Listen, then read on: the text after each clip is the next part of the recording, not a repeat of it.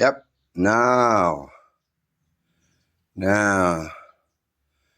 it looks like we're getting somewhere. Now it looks like we're getting somewhere. I love them. They look nice. They look beautiful as well once they're done. And here I can mount the dome, opening and closing. I can put plastic or I can put netting. They're looking good. Now I need to go work on the corrugated sheet so that we can put them, and then this thing can start taking shape. I'm even thinking of putting the corrugated sheet inside instead of outside, but we'll see. Maybe I'll do in here and do out on this one, but I've got 2 raised beds.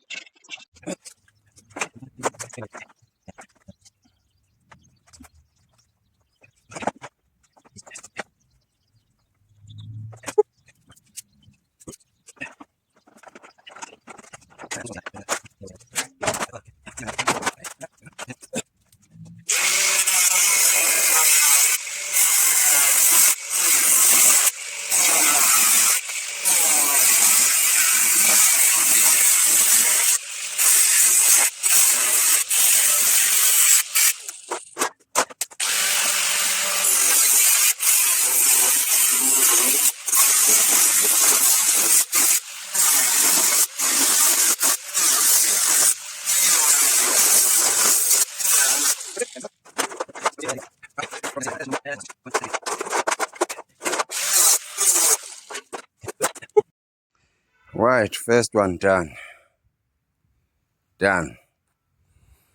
Yeah, you might wonder why I put the corrugated sheet inside, not outside. Well, it is for the reasons that I don't want soil in contact with the planks or with the wood, because I'd love this bed to last as long as possible it can without the soil degrading the wood, because if the soil and the wood combine, it tends to degrade it faster and quicker than normal. You can see even at the bottom I've put plastic to cover the wood so that it doesn't get eaten by termites and all that, because sometimes here we've got termites. But also the other reason why I didn't want to put the corrugated sheet on the outer part of the frame.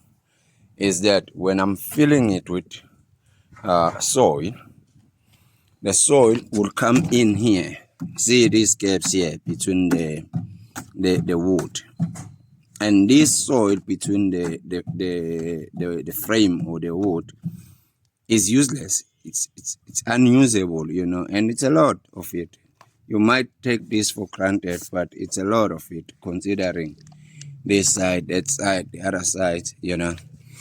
But this is it. This is it. Now I need to cover that one so that I can finish the project. You know, I need to cover this one so that the project is done. It's finished and complete. You know, yeah.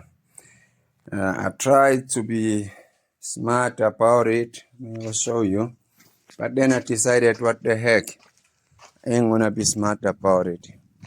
You know, I was trying to hide it here. If you look here, you can't see the corrugated sheet here, but you can see it here. It went all the way up there. So why is that? It's because if you look here, this piece of wood, it's upright like this. It's not flat like this. This one is flat like this. So it creates a bit of a ridge here, you know.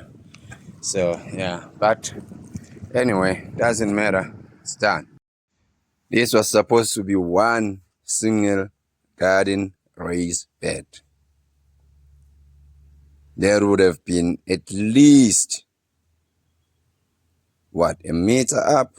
Yes, a meter up, meter high. So it would have been just about my hip height. Yeah, but after a lot of thinking, ended up with two of them. Beautiful. Love them.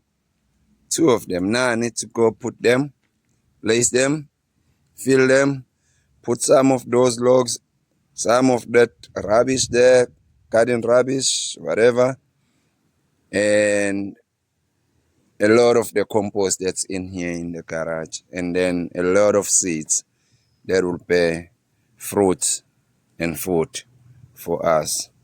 But yeah, this is it.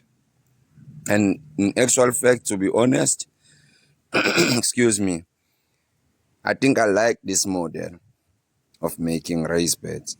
I think I like it. I think this will be more durable and it will last a longer time than any raised bed I've ever made. You see, I think it will last longer than even that one there.